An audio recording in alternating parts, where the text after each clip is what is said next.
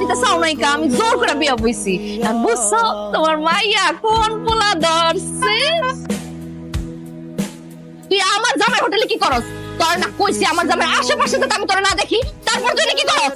দেখেন, আমি আপনার সাথে কোনো কথা বলতে চাচ্ছি না। আপনি এখান থেকে যান তো। কত বড় সাহস আমারে কই আমার জামাই হোটেল থেকে যাইতে? যাবি তো তুই, যে দিকে চা নালে কিন্তু তোর খবর আছে।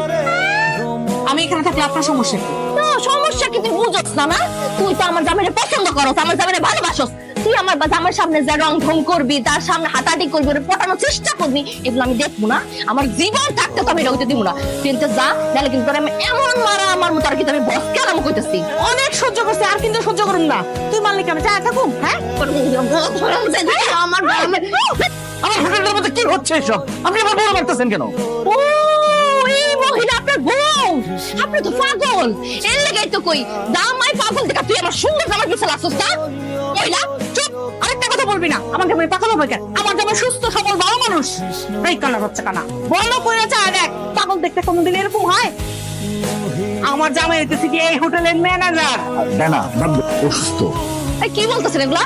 আমি অসুস্থ হবো মানে? আমি তো পুরোপুরি সুস্থ। আমি অসুস্থ এটা আপনার কে কইছে? কি বলছেন? আপনি সুস্থ? হ্যাঁ, মারামারি দেখে তো সুস্থ মনে হইতেছে, কিন্তু মুখলেস যে বললো আপনি অনেক অসুস্থ। ডক্টর বলে দিয়েছে আপনি আর বাঁচবেন না।